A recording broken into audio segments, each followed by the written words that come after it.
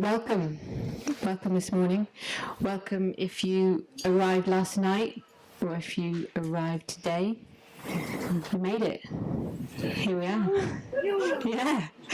It's been 3 long years since we were here on this field, so yeah, it feels like a particular pleasure to be back here. So, through this event we have the overarching theme of Seeds of the Heart that's weaving through these next few days. And on each day we're also going to have a particular intention that sets us for the day.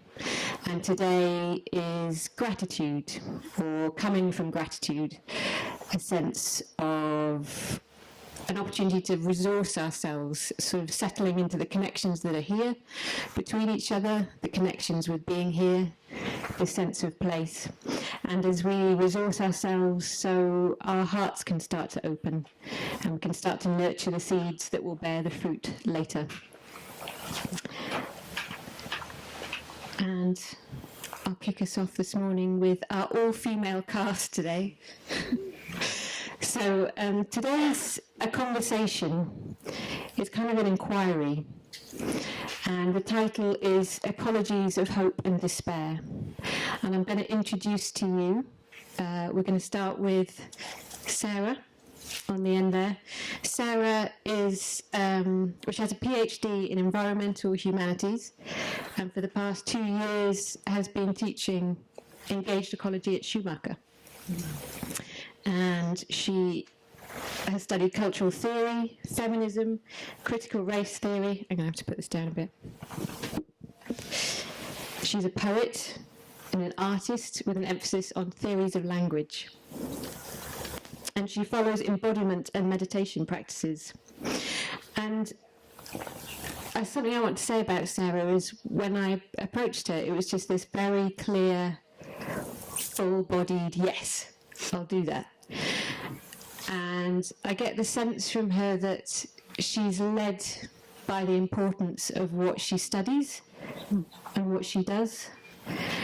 And that is how she moves her way through the world. So I feel very grateful that she's here with us now. Thank you.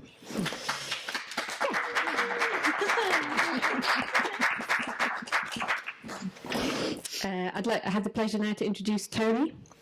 So Toni works with Wildwise, with ULUX Project, the Emergence Network and Tough Cookie, and was the founder of the Pause in Practice.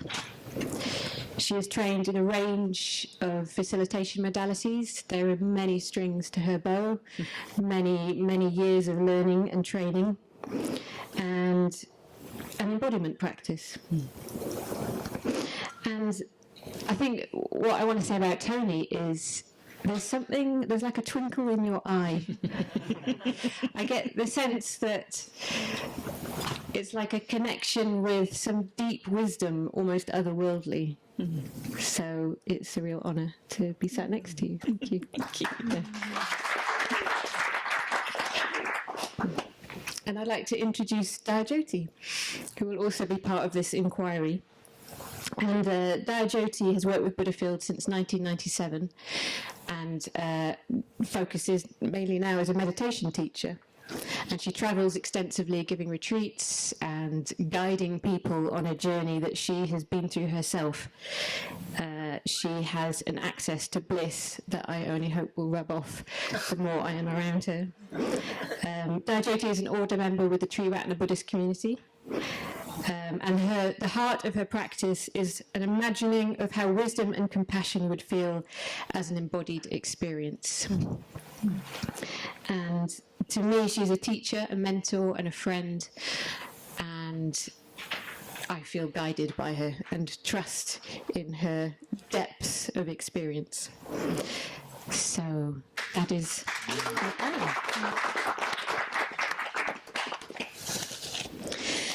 So we're going to have a bit of time of hearing from Sarah and Toni having an inquiry together, and me and Dayajoti are going to drop in some questions. And I guess I just want to say there's this clear, vast wealth of knowledge that's here up on the stage, a lot of learning, a lot of study, a lot of experience. And I want to celebrate that, and I also want to celebrate that there is also this sense that your knowledge is also based on lived experience, of that you sort of, you live what you speak, and you practice it daily. So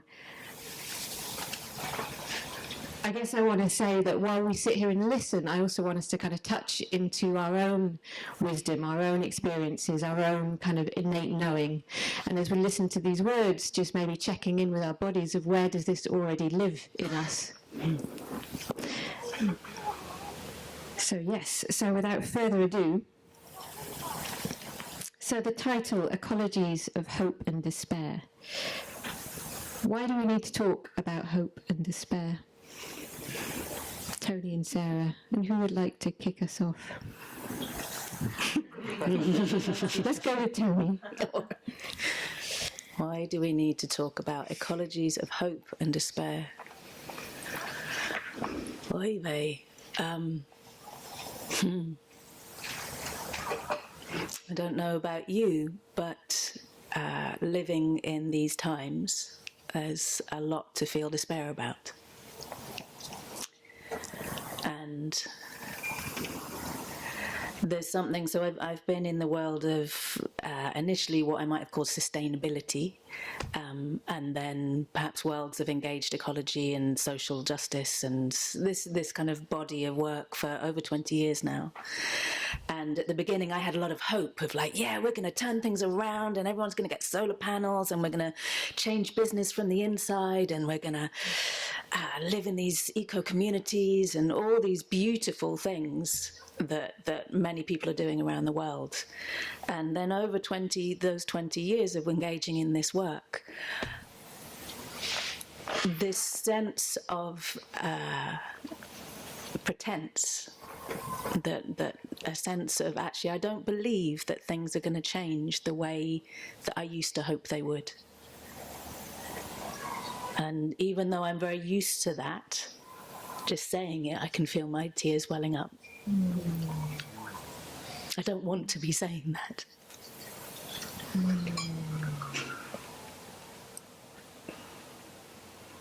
And yet being somewhere like this, I mean, this whole place is full of hope.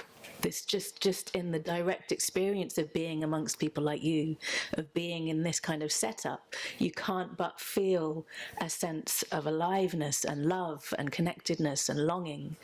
And so for me, there's something about how do we reframe what hope is? How do we reframe hope not as a linear, if we do this, then we'll do that. And if we do that, then we'll get the things that we want. But instead, how do we frame hope as something that's a direct experience, moment to moment? Something that exists in some of the most horrific places, and yet there's something at the heart that comes alive, that for me is a different shape of hope. I didn't know I was going to say this, but my mother died recently, 4 years ago. And you know, there's despair in knowing that your mother's going to die, and I was quite involved in the whole thing. But the moments of profound connection that would happen while we were together, knowing that she was going to die, filled my heart. And so there's something there where there's this a sense of hope as something beyond the linear time, beyond achieving something. So I find it, with the people that I work with, I find it really important to be able to talk about hope in different ways, talk about different shapes of hope.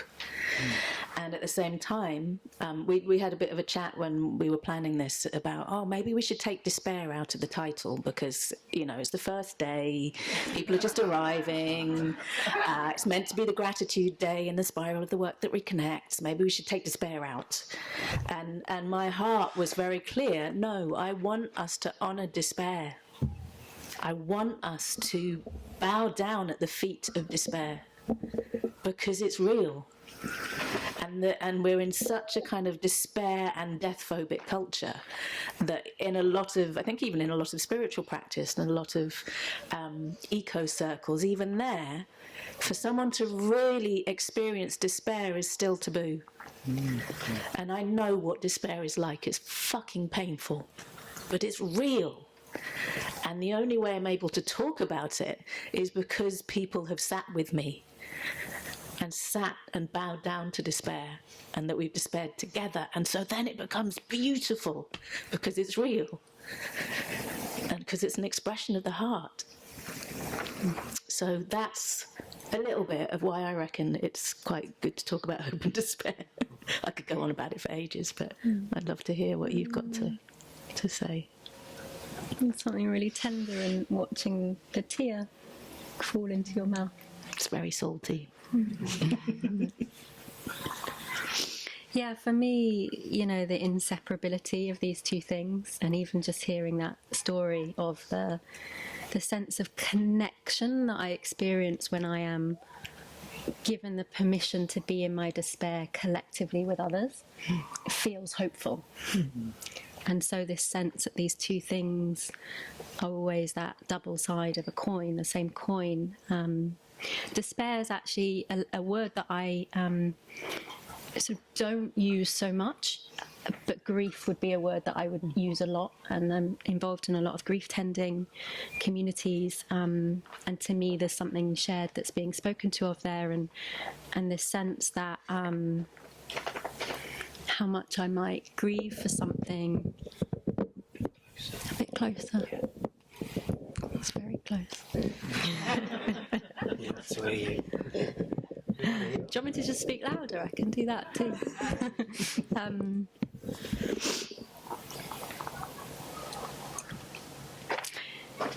Yeah, how much I'm grieving being a marker of how much I love.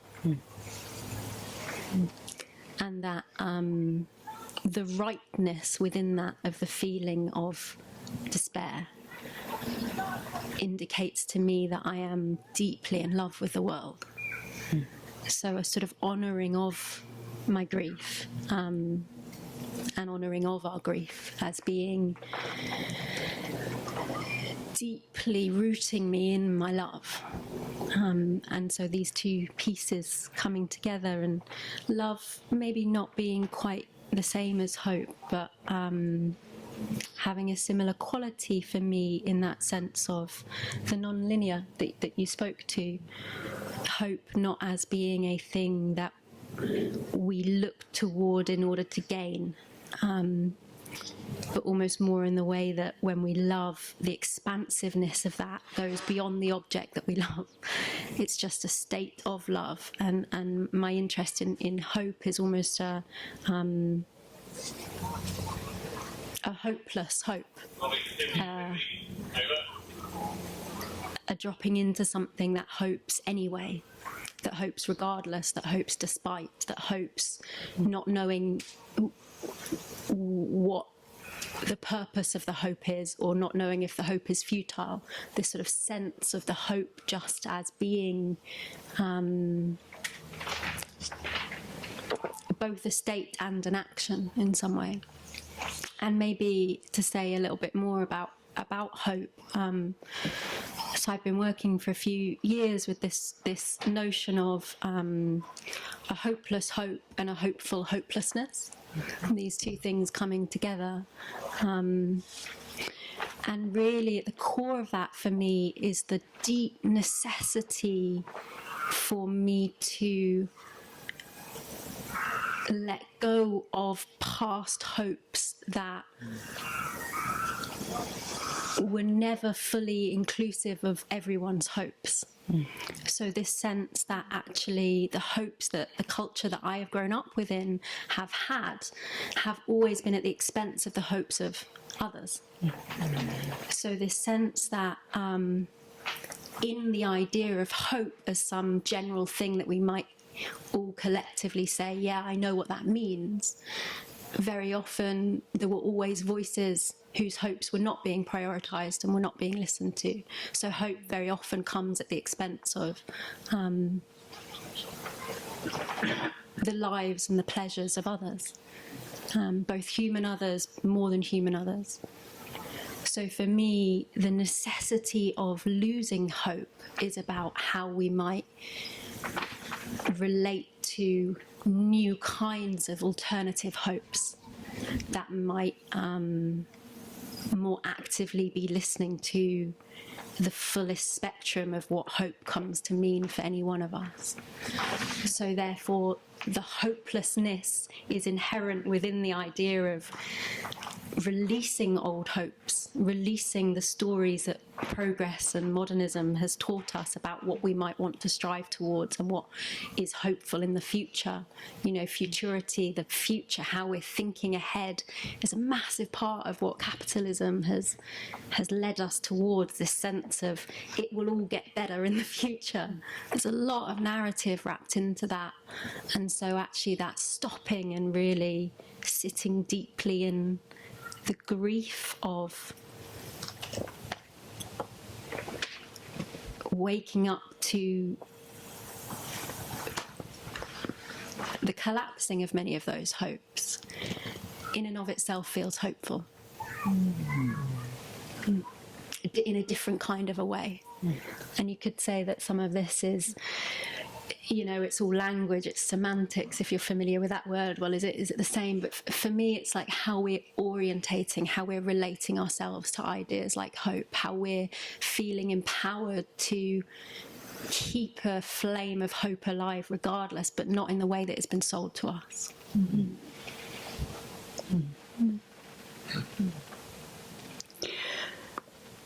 So part of what Rose and I wanted to contribute was perhaps bring in some connections with the Dharma, connections with Buddhism.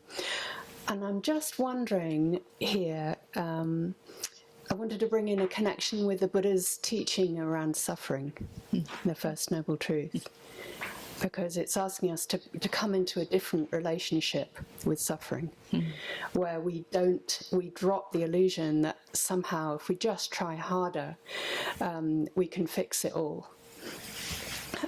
So I see a relationship there with what you're saying. Mm-hmm. There's this sort of paradox in those teachings that it's actually by opening to the painful that we find some kind of freedom from it. So I wondered whether there's anything that you'd want to say around that. It's probably a lot that could be said about that, but yeah. Yeah, lovely. Thank you. I have something to say if that. Do I? I did. We can pause. Yeah, the sense for me that maybe the piece that felt important was that what I've been sort of actively practicing over the last few years is turning my attention toward the suffering that is always there. It's just whether I'm choosing to see it or not. And I think that ties into what I was trying to say around this notion of hope. For me, the most important question is whose hope? You know, who gets to say what the hope is? And this sense of the suffering being implicit, really, in the experience of human life.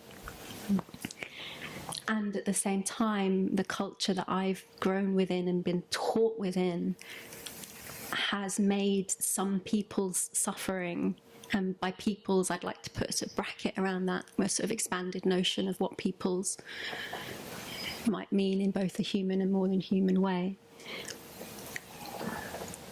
Some suffering has been made visible to me and some has been obscured from me. And those over there that are too far away for me to see, their suffering somehow as being less of my priority than the suffering that is closer to me that I can see in some way. And there's something about the fact of suffering being both inherent, inescapable, and yet the power dynamics around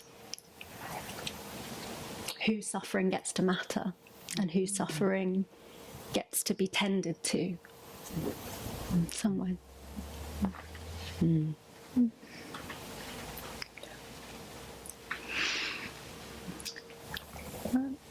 I'm mindful of,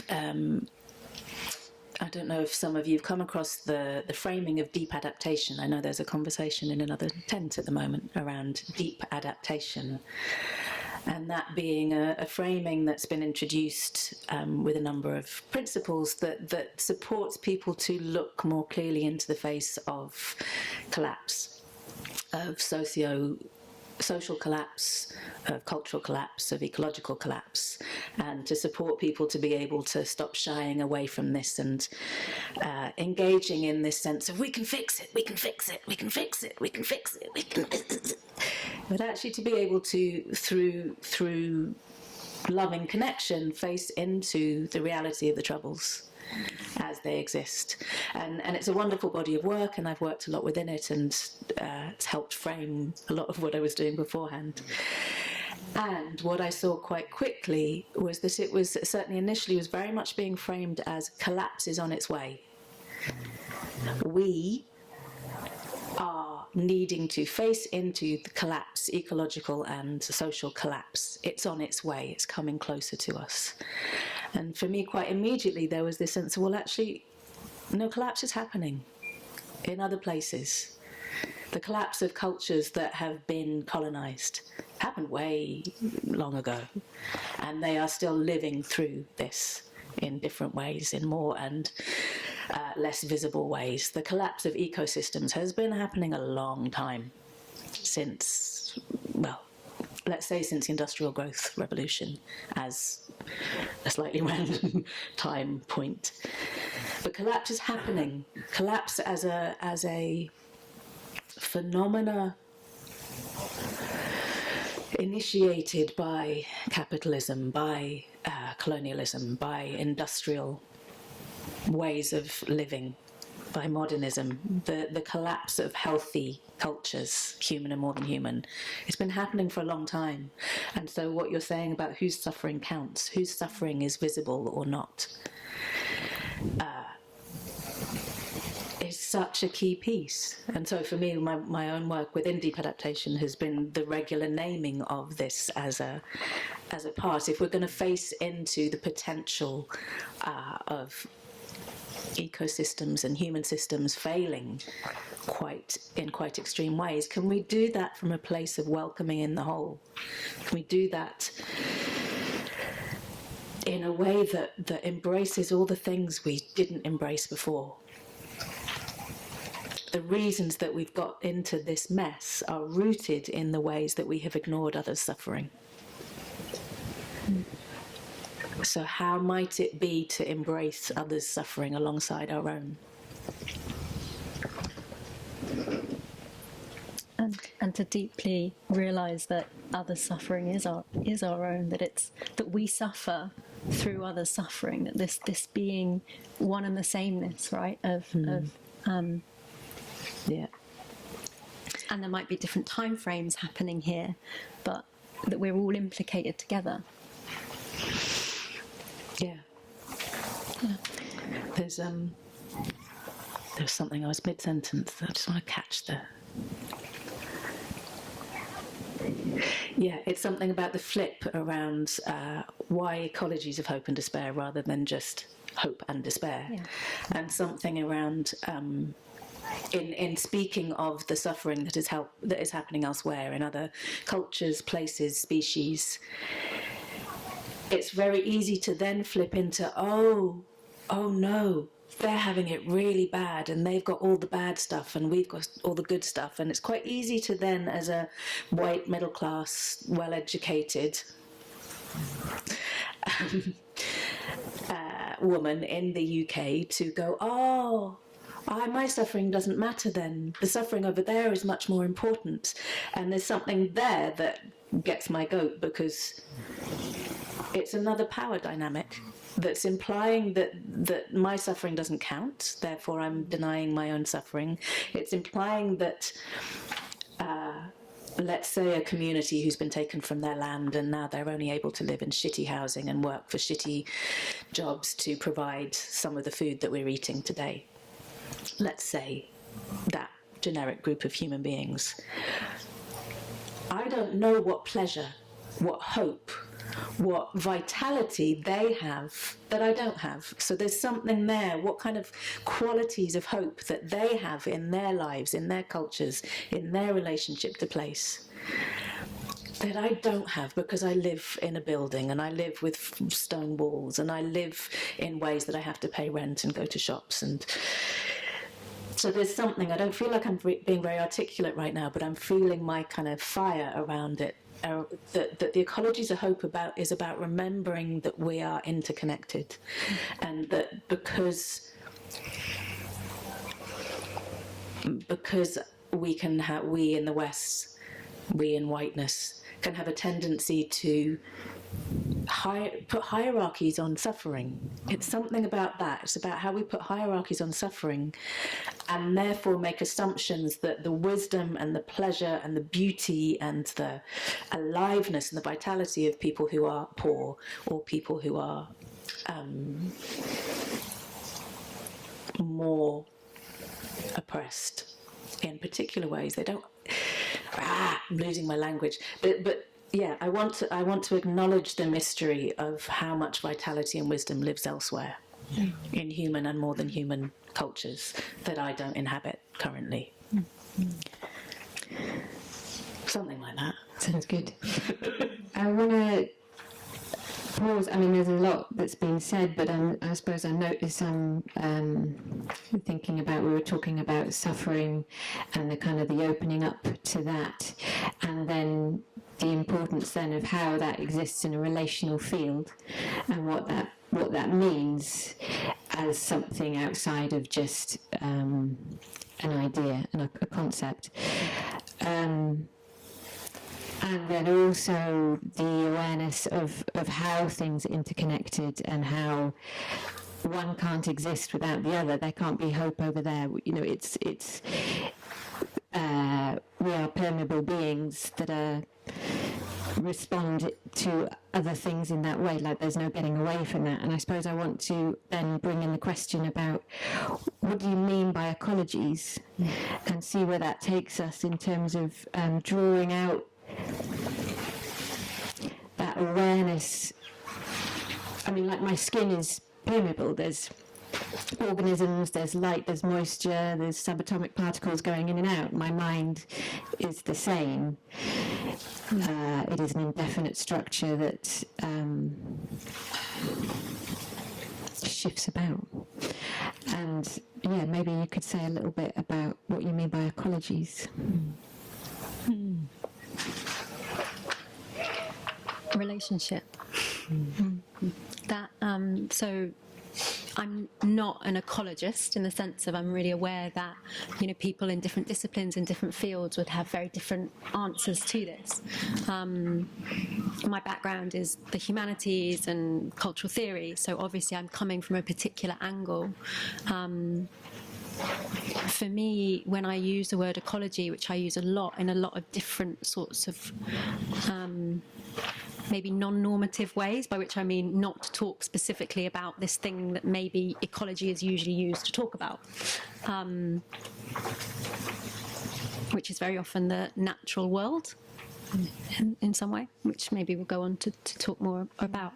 For me, ecology is the fact of relationship, the inescapability of relatedness as being not just the force of life, but like the condition for all life is relation, on a cellular level, on a interpersonal level, on all, you know, there's a beautiful metaphor by somebody whose work I've studied a lot, who talks about a swimming pool. And he says, we can't stand outside on the edges of the swimming pool looking in at the soupiness of everything and go, oh, what do we do about this? We're already in the pool. There is no getting out to look to see what's going on. We're already in. So for me, ecology is the naming of, the acknowledging of relation. Somebody else, Erin Manning, whose work I also love, uses the term relationscapes instead of landscapes, relationscapes, which I also find really helpful. There are a multitude of relations going on at any one moment in time, internally, externally, at the point where I'm meeting the world. And to what degree I'm choosing to acknowledge them, to what degree I'm choosing to sort of consciously step into them, because I can dial that up and down. I can sort of say what kind of quality of relationship I want. I can say, I really want to be there with you, or actually I really want to pretend that we're not related. But I can't ever change the fact of the relationship, if that makes sense. That deep, overwhelming, almost paralyzing claustrophobia of the fact of being a living being amongst other beings. I've spent a lot of time in, like, how to be with that, how to be in that. And there is a paralysis, and there is also an extraordinary release when I acknowledge my relatedness. It's like, I can't get out of any of this. I can't escape. There's no place that I can go that's far enough away that doesn't implicate me in absolutely everything.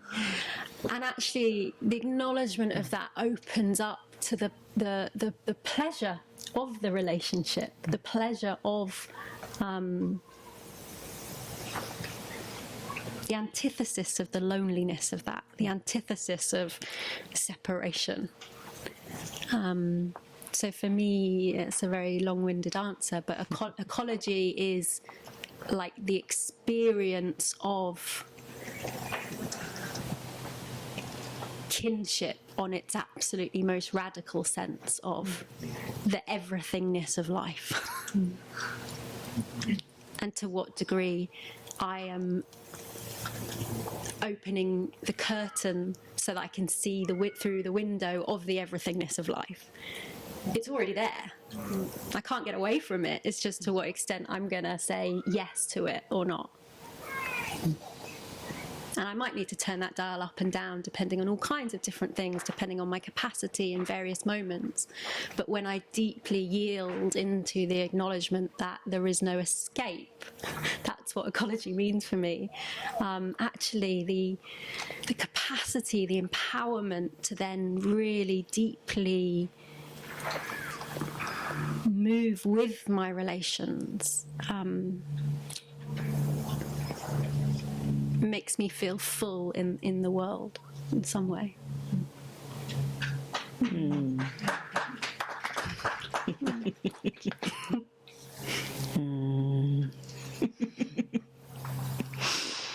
Yeah, I'd like to respond, but I'd like to just drink that in for a minute.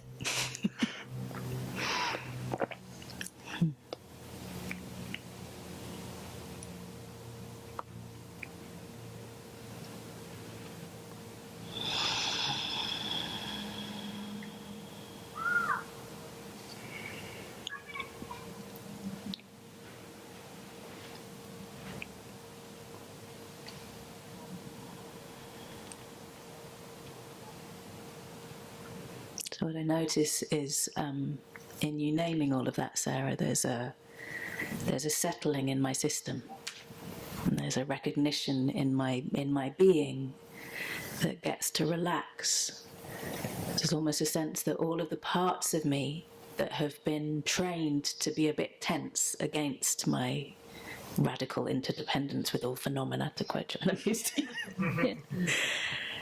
You know, all the ways that my psychology has been taught by culture, by wounding, by history, to a bit, as you speak of that, they kind of get to relax, and I can feel it in my body, in my cells.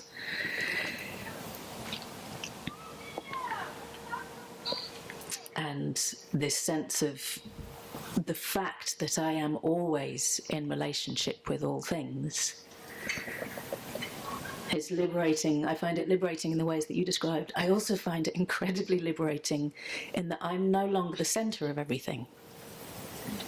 I've been taught that I'm the centre of everything.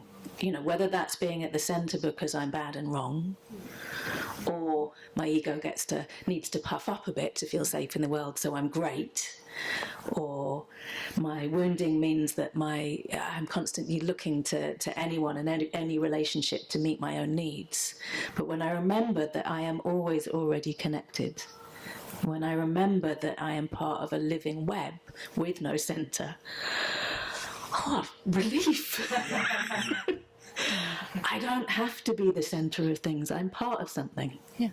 I'm part of something. I belong. I don't have to make that happen. I belong. It's already here.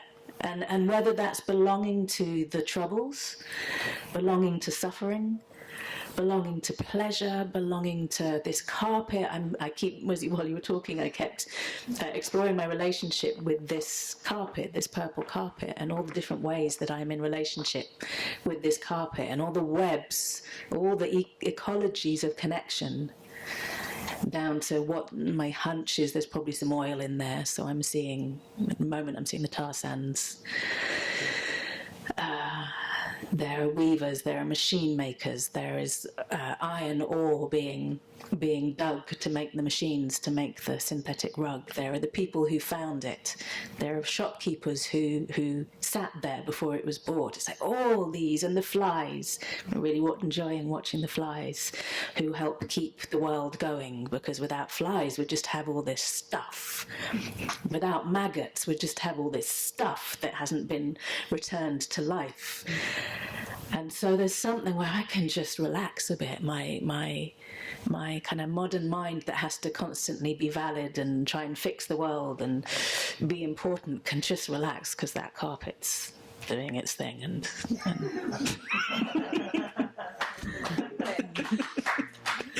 you know, and then my heart kind of goes, yeah, and I don't know where that carpet's going to go, because it's not compostable.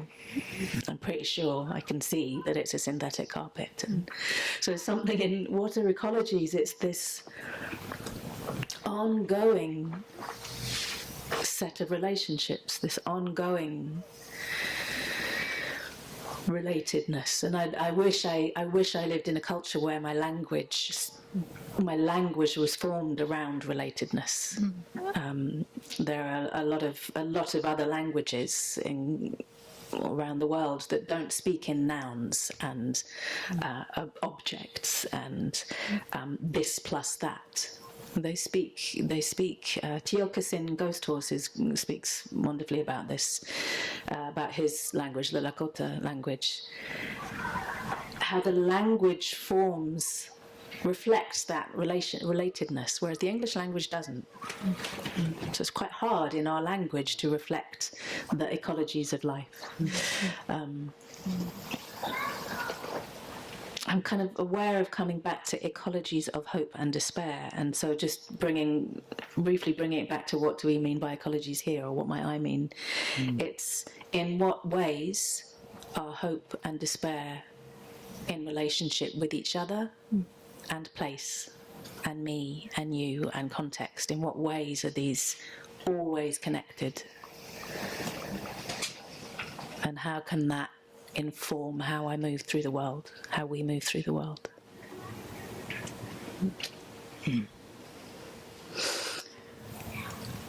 I'm thinking, when you're talking about language, just that Zen master Thich Nhat Hanh coined a new word to evoke this radical interconnectedness, which is interbeing. So we also talk about conditionality, condition co-arising in Buddhism, but I love this word, interbeing. We are.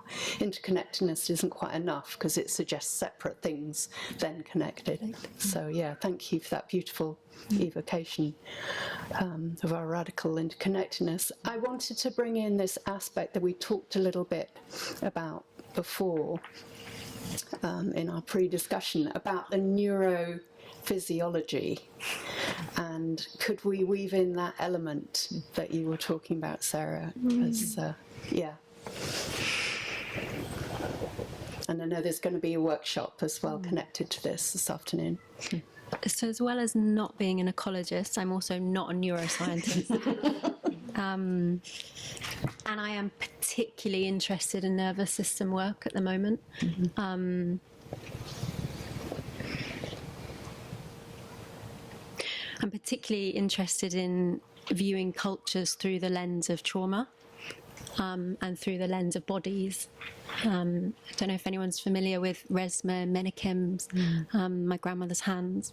He sort of coined a term called cultural somatics, so sort of understanding how bodies, racial bodies, sexualized bodies, gendered bodies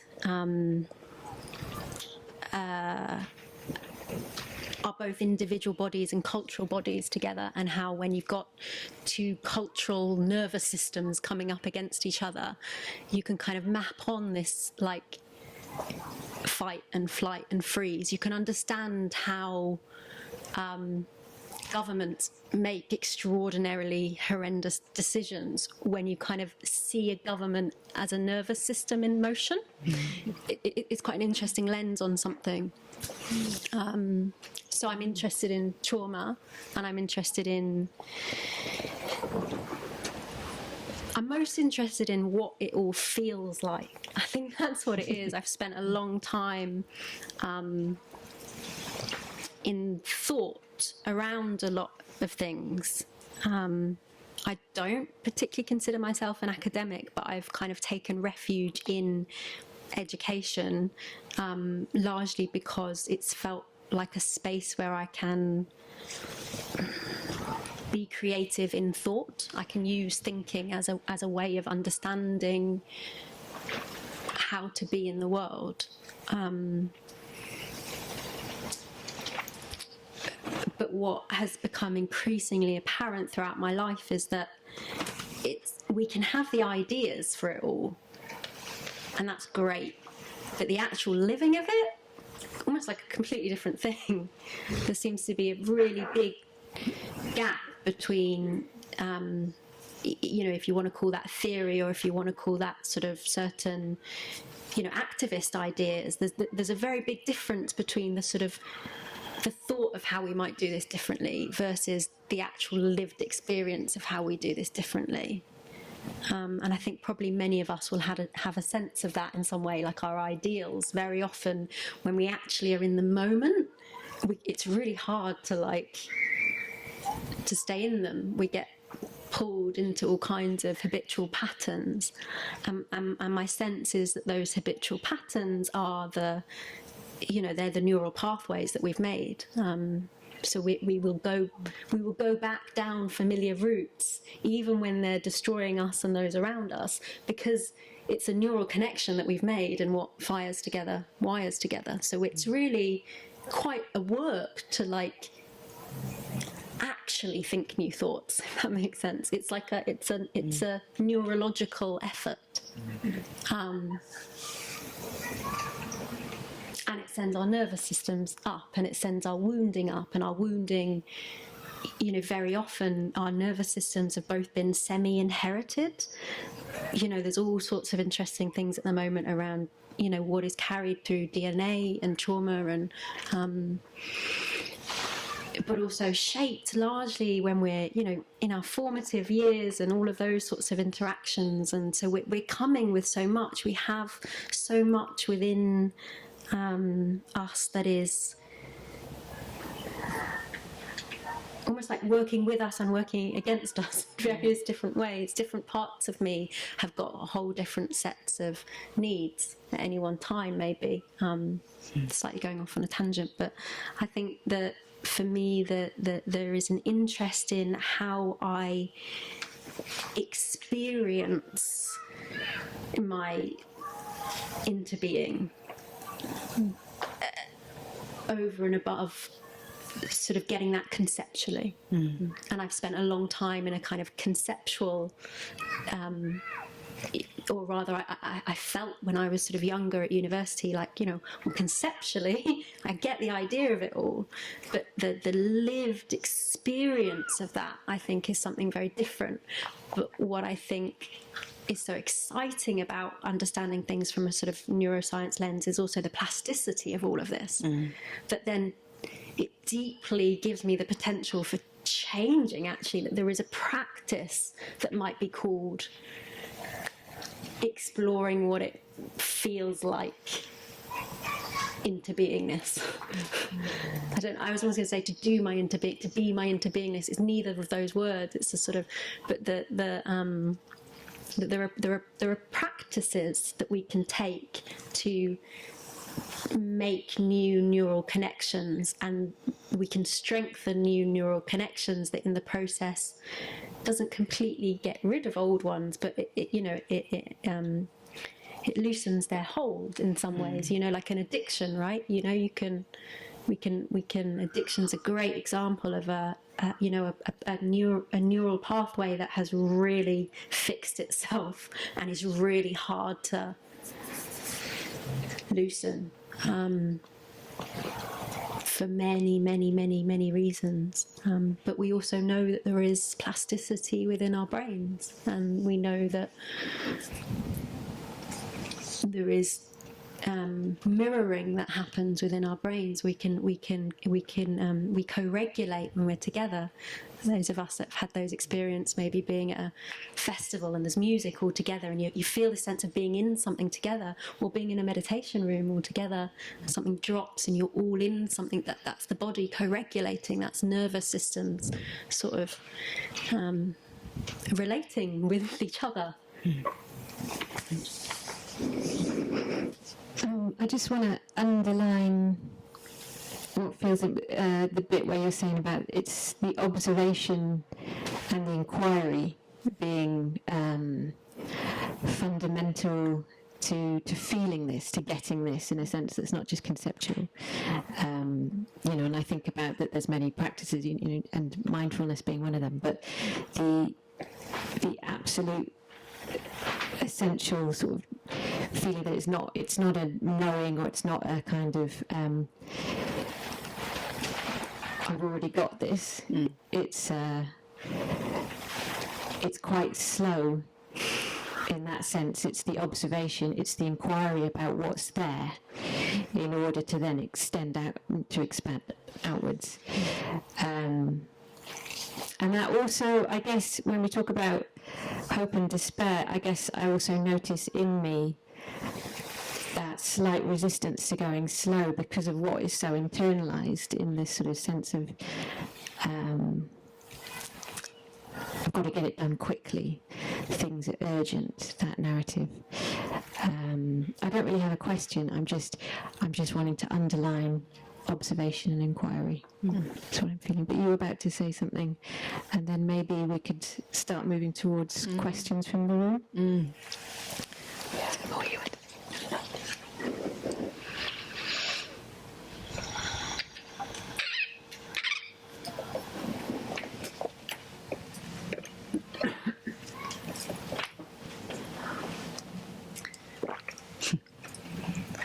This is the pause in practice, by the way.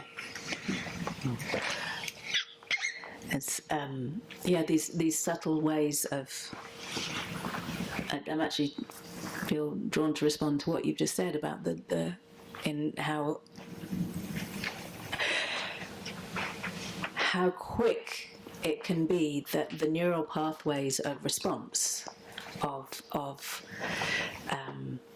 coming forward into a conversation, into a relationship, that how quick that can be, and actually what does it take to shift into a place of more receptivity.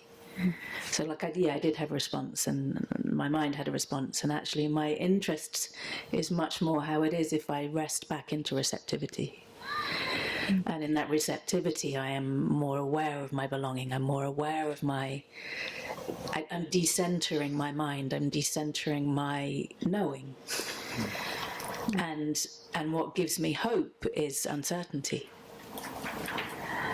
But of course, my nervous system is attuned to when things are uncertain. My nervous system gets activated, and I'm either going to go into, right, I've got to cause an argument to make myself feel alive, or I'm going to find some way to escape from this situation, literally or metaphorically, or I'm going to go into a freeze and not be able to relate. Or I'm going to fawn. I'm going to be really, really nice about things. I'm going to make sure you like me. And so it takes a lot to be able to when we've been trained, when we've been culturally trained to be certain and right, and then when our nervous systems have been trained to respond quickly because something's activated, and most of us are activated a lot of the time in very subtle ways. It takes a lot to be able to pause and slow down and be in that receptive mode. And so this is coming back for me about ecologies and hope. When I'm in a more receptive state, I remember that I'm not the only one who's at play, who might be able to make change, who might have an influence in healing or disrupting systems of harm. We're not the only ones. As humans, we're not the only ones. It's like there is agency is alive in every being, in that fly that I was talking about, in the particles in my belly, in the bacteria in my belly has agency. You know, when my digestion happens, I know the power of that bacteria, of those microorganisms. They are powerful change makers. And so the ecologies part for me also speaks to the aspect of decentering the human as much as the individual human, is decentering the human as the only one with agency, as the only being with agency. And then even decentering the idea of humans or bacteria or elephants, flies, but the fact that, as you said earlier, Sarah, it's all about relationships. So what is it when two beings find new relationship, when the mirror neurons of the fly and my body and start to have attune to each other, when the calmness of my cat, when my cat's purring support my nervous system to attune to rest, rather than attuning to, I don't know, someone on the radio who's very kind of certain about things. So this thing of how relatedness and agency is alive at all times, not only in us, not only in human beings. And in that there it's kind of one of the roots for me into a remembrance of the fact that we are nature, that we are one of the animals that exists. No better, no worse, well, maybe, no better, no worse than a fly. We have certain aspects as a creature that mean that we have caused harm. That's a whole other conversation. And we are just one of the many species here. We are nature. We shit and we eat and we die and we become compost and we feed other beings. We are nature. We have receptive and perceptive organs that most of us in the West have no relationship with. The potential for this being, this animal body, to let the world in, to be porous, as you said, to to be receptive to the world is it's stunning and mysterious. And yeah, I'll stop now. It's beautiful. Aware of time. So, in the spirit of inquiry, is an invitation to just take a moment and pair up with someone, and just for 3 minutes each, just share what's alive for you in response to what's been said. But as one speaks, just listening, just giving space for that inquiry, and then swapping and listening to the other side. It's an opportunity to just see what's there, and then we'll come back together and there'll be chance for questions. and an invitation for not just questions but half thoughts, musings, just what wants to be kind of questioned about, expressed. So yes, let's pair up and have 3 minutes each, and I'll make a little noise when it's time to swap over.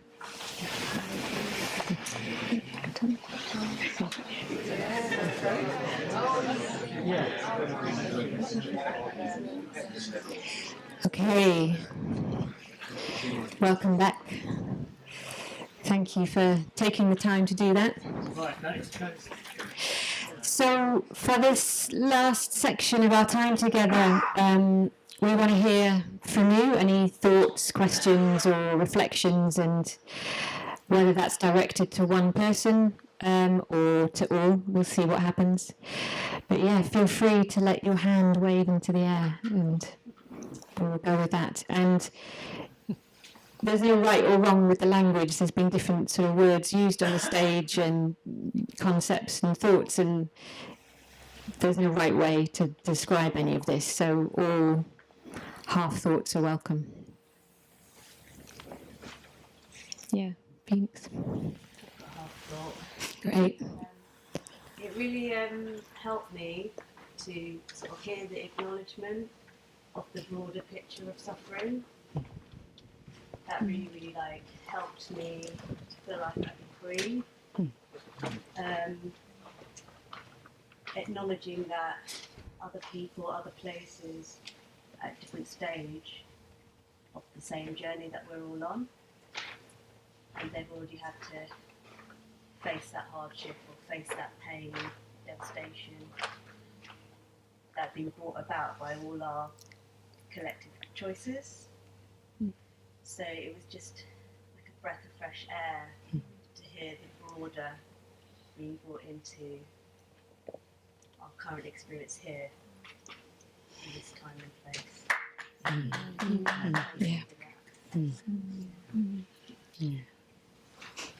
Yeah, thank you. Yeah. I think something with hope and despair, which I've been, I guess, struggling a lot with, is the exhaustion I get with the flip-flopping between the two.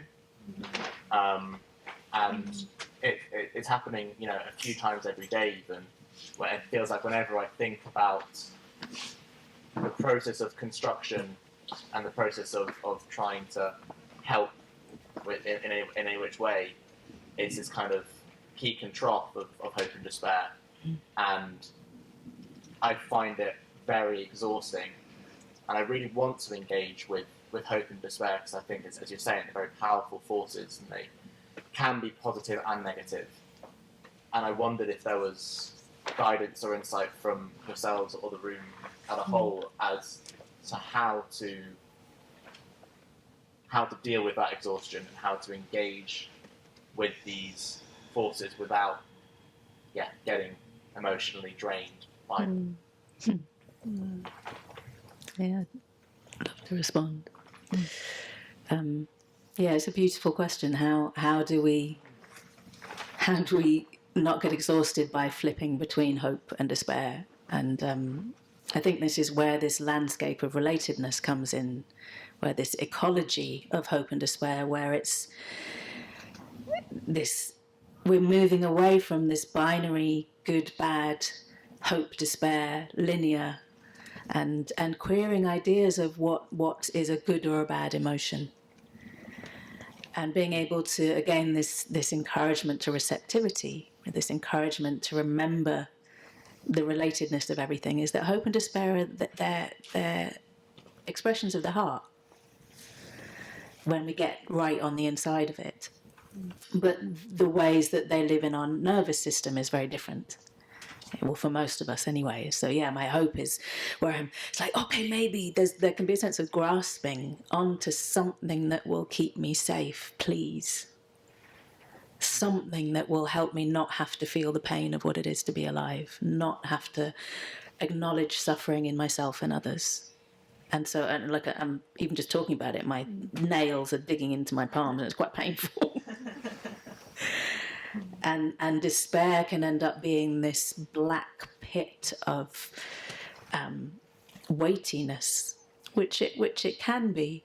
But if I'm rested back into this sense of wholeness, of radical interdependence, if I'm rested back into a sense of non-linear, non-binary ideas of hope and despair, then I'm like, oh wow, right now, both are happening. Actually, my heart somehow holds some quality of hope, even though I'm looking at the government.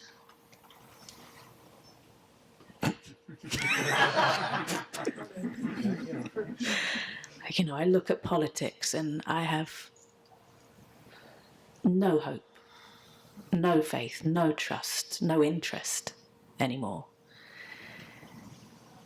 It's devastating to see what power is playing out. And at the same time, part of the left side of my body somehow is inhabiting some quality of hope that I don't understand, but it feels alive and sweet and vibrant. And so something about this, how, because I really know what you mean, the flip-flopping, and it's knackering. Just like, yeah, it's all going to be all right. Fuck, we're fucked. Come over. Yeah. So I don't know if it's a direct answer. I'm not giving you any advice. I've got the answer, you know, the solution, but there's something of, queering ideas of right and wrong and hope and despair.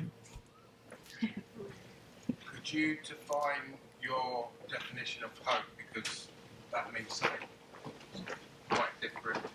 For me, it's more wishful thinking, more clutching onto something. What's your sort of definition of that? I mean, I'm aware I've spoken maybe a bit at length about hope for me being not this sort of future orientated, or maybe that being one quality to it, wishful thinking being just another, piece of the puzzle of something that we might call hope. But hope, in my experience, is more akin to love, in that sense of this the all-encompassing of that in some way, the not specific object orientatedness of it. The object that I love might open me up to the state of my love, if that makes sense. But it's always more than, it's sort of, so this hope that maybe isn't a hope about a particular thing or a particular, but it's just more a blanket sensation of love. It's the closest word I've got for it. And it's also where I find myself going, the language, I don't quite, I'm using words, hearing myself speak them and knowing that they don't quite hit the spot, but they're the closest approximation that I have. Should we take some more questions, Shankar? I also kind of want to know what your definition of hope is. I try not to use that word, to be fair, Yeah. Over the years, gone away from that hope, Yeah. I would share that. I also don't, I tend to not use it on its own. My preference at the moment is to always have it as this sort of hopeful hopelessness or hopeless hopefulness. Like, for me, they're coming together as these two things. I'm also quite cautious around sort of when I use it for similar reasons, perhaps. We'll just hear from Jyoti and then we'll go to the question. I just wanted to add one little bit in response to your question, just to say something very briefly about despair as one possibility, that it's possible in meditation to kind of connect with the sort of raw painfulness that's kind of underneath, and unhook from all the thoughts and just feel this hurts. And in that, there can be a kind of exquisite connectedness. And, it can bring compassion, connectedness. Pema Chodron, Buddhist teacher, says that it's the seed of awakening, actually, that kind of raw painfulness, of vulnerability in there when we've stopped trying to sort of look for solutions and fix it. So just wanted to add that. So we'll take another question. Let's go Shankar and then Kim Wei and then to the back. Okay, so I think it's really good that I follow on from that actually, because coming from a system meditative tradition, probably I'd use the word tenderness. I know it's all semantics, but I think also we're really hitting deeply into what we call Advaita non-dualism. Yeah. And that really plays into what you were talking about. And also, I think it's really important, again, following on from what Dean said, that the idea of the ecology and how important not putting yourself at the centre is, and again, we call that brahmacharya, but again, following on from what he said, perhaps helping, is the idea that, as soon as we start to fall into hope or despair, that is us in some sense, even if we have hopes for others, putting ourselves at the centre a little bit. And if we can rest in this non-centeredness, and it was actually, I don't watch much television at all, but it was an episode of, I think it's called Prisoner, two brothers breaking out of prison or something like that. And someone said in there, because someone talked about hope, that hope is for people that don't live in grace. And that's a word that has different resonances for different people. But for me, grace is that being into being non-centered, just sitting in the experience of being here and now, and allowing that and acting from that place can really liberate us from this being torn one way or the other, and really being in what you were talking about as well, that loving sense of being loved and being in grace. It's beautiful. Kim Wei. I wanted to share that I had a huge epiphany during the discussion. I'm half Buddhist. My mother's from Malaysia, Chinese Malaysian, and so I've been brought up Buddhist in a cultural sense. And what I've realised is that I've been having this experience of feeling that Buddhism, I haven't been able to put words around it now, so Buddhism has been imported into Western culture, its teachings and its practices. And I think for some who study deeply, it's really easy, it's possible to get it. But more generally, it feels like it's been imported without the unspoken values of the culture from which it came, where there's an embedded community culture on top of which this practice based on moments of seeing oneself as an individual in the sense of sitting to meditate. There's an individual practice, because in my mother's country, when I went to stay there, there's a modern block of flats her family lives in, and the wall doesn't go right to the ceiling for ventilation. You'd never design it like that for Westerns. They'd have it go to the top and then they'd have aircon. The windows don't fully shut. There's a sense of this permeation. The couple next door argue every single day. And for me, it's very comforting because, I'm up now. There's people there. So for me, there's this real sense of really hearing in this hour and a half, Buddhists in the West trying to find that value set that Buddhism sits so plainly on top of, and trying to put words around it. And I've heard people who discover Buddhism coming to me and saying, Kimber, everything's connected. Thanks for letting me know.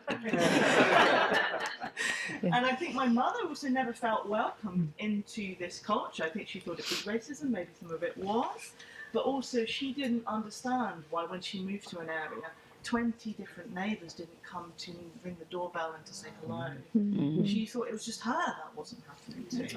And really, I think what I put now words around is this sense of like my entire life of wanting to pull someone aside and say, look, something really weird is going on. Yeah. Everyone in this place thinks they're an individual. Yeah. So yeah, I don't know where that's going, but I just wanted to share.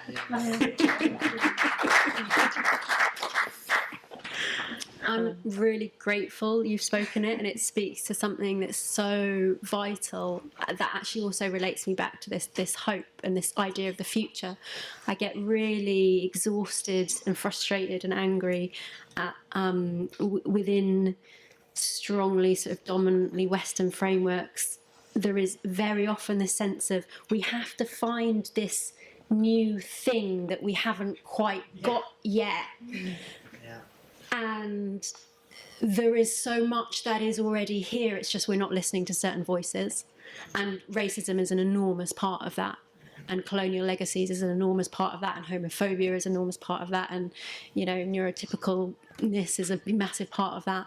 So that and there is then this sort of, again to use that word, but a sort of hopefulness in like that there isn't necessarily the mystical, oh, what's this thing that we don't know what, like actually there are extraordinary amounts of people who can teach things that we can learn from. There are voices that I can learn from. I don't have to find an answer that doesn't yet exist that's there. There are people very clearly coming with all kinds of wisdoms and all kinds of knowledges that are already here, already present, already coming with how this might operate differently, and that very often those voices get marginalised, and there are reasons for that. And so I'm interested in the reasons for that allow the platforming of these knowledges, the valuing of these knowledges, and the deconstructing of the hierarchy of what gets to be a knowledge and what's normal and what's not. And it's really crucial, I think, that thing that you're speaking of, you know, even just the simplicity of like, there's a solution there for ventilation, right? There's a way of doing something. Do we spend millions of pounds to try or do we actually just open up and ask and listen? The practices of receptivity, practices of listening, practices of including more of the wisdom and the knowledge that is already well here and rich and extraordinary within the world. And we, you know, the West is so often blind to. Yeah, thank you. It brings to mind that some of the things that give me hope are often from communities, I don't know, like mutual aid. Mutual aid as a principle and as a way of working is such an expression of what you just talked about, Kim Wei. It's such an expression of the natural, what I think is a very natural human impulse to be involved with each other in a non-linear way. And the wisdom of mutual aid doesn't come from rich communities. It hasn't come from people who have plenty of money and can buy in what they need. It comes from those who get that we need each other. And oh, why have we only got 5 minutes left? No. Edit myself. We're going to take, I think we've got time for one more question. I think you had your hand up at the back for a bit. Although I wouldn't say I'm fixed, I feel I've managed to reduce the amount of despair I have in my experience by sort of letting go of hope, I suppose, but without being negative about it. So whenever I kind of feel myself clinging to hope, I kind of have this mantra in my head. I see, so hope is an unhelpful attachment to future outcomes. In an uncertain world, in a universe that doesn't care. And by seeing that hope is that, and going, well, I don't want to have hope, what should I have instead? Just have intention. So instead of thinking, I hope to do this, I hope to achieve this, I kind of think, I have an intention to do this, without that sort of clinging, that sort of, I try to hold hope lightly. I try to hold despair lightly. I mean, I know it's there, but by seeing it for what it is, and seeing it as something that is unhelpful, while still being, you can be more positive, and that letting go of hope, at one extreme, so bringing it back, that despair that I experience here, that comes back towards the middle as well. I'm sort of here instead of you.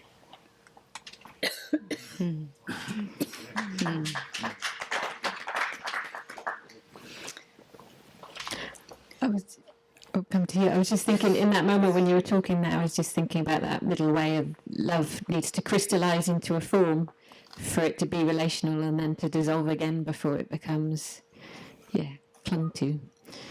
Yes, let's hear from you. I want to read my 5-point plan. Beautiful. You always need a plan. I wasn't sure if I'd read this, but a few years ago I did a talk. You can find it online. It's with Bayo Akomalafe and myself with Advaya, and it was on, I forget the full title, but it was it was about hope and hopelessness. It's hope and hopelessness, and we had a kind of similarly very emergent conversation. And I surprised myself that in a very emergent place and where it's looking at not having answers, I came up with a 5-point plan how to deal with hope and hopelessness. So I'm going to share it with you. Number 1, Joanna Macy usually has a 5-point plan. I really like it. Get to know hopelessness. Or in this case, we might be saying despair. Really, really get to know it. As if it were your lover, your neighbour.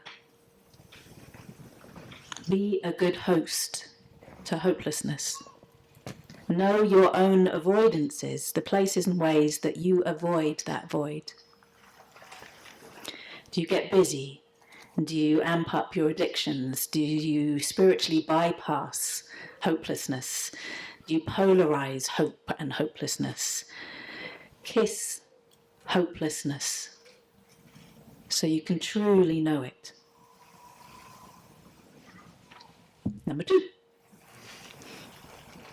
know hope, not as something that will succeed, not as something that will bring you glory or salvation or something that will puff you up and make it all right, something that will make you whole again.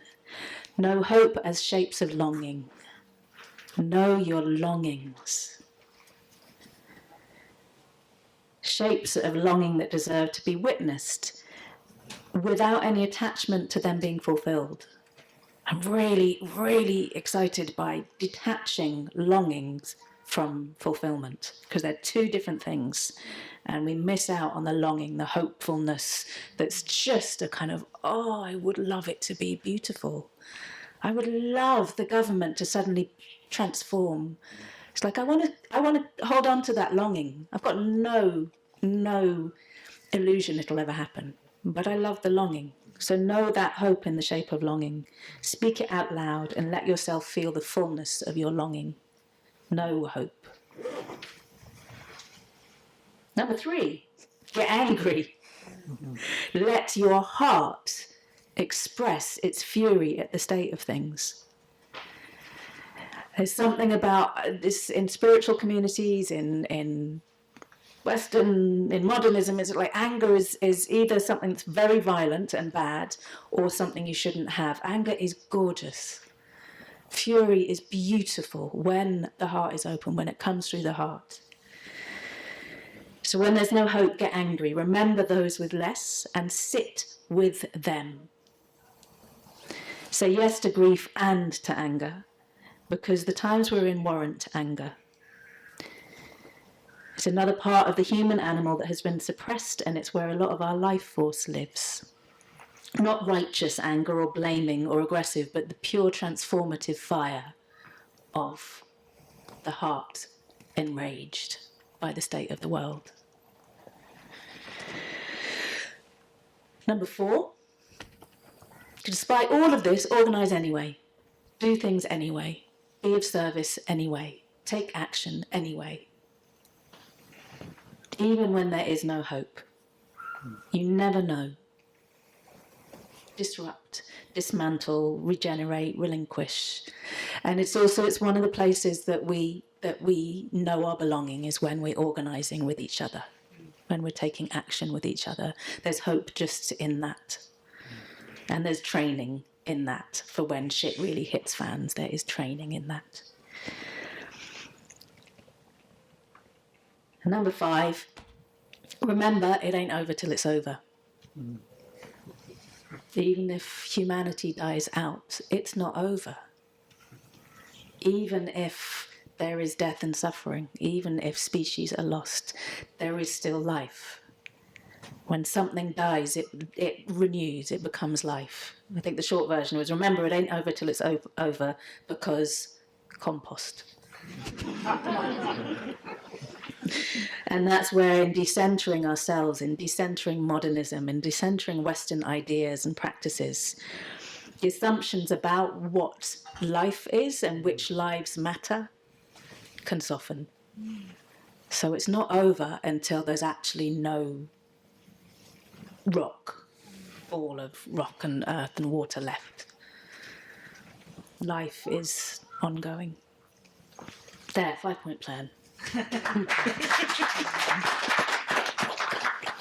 Thank you. So before we give our appreciation to the stage, I just want to say that after lunch at 2:30, Toni and Sarah will both be holding sessions.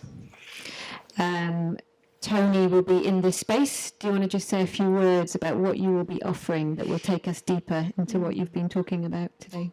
Yeah, so it's a little taste of a body of work I offer called Being Nature, and it's a taste of some practices to support us to recognise that we are part of nature, that we are nature.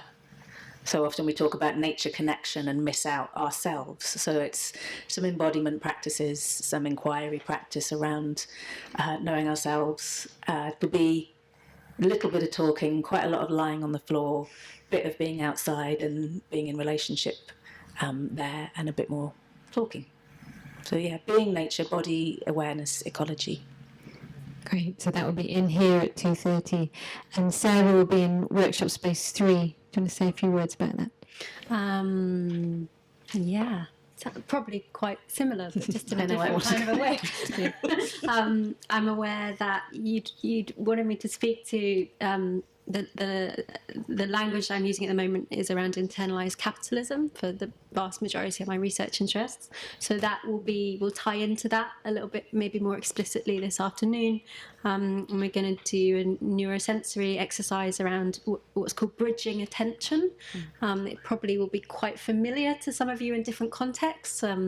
It's just a space to explore the attention economy and how maybe our attention is a gateway to the felt experience of that into being in a more kind of tangible sense. And there'll be some space for some just discussion around that, and kind of 20-30 minute exercise and some landing integration. Thank you. And in the meditation tent at 2:30, there will be an introduction into the Buddhist teaching on interconnectedness, interbeing. That'll be at the same time. Okay, so thank you very much to Sarah, Toni, Eliza.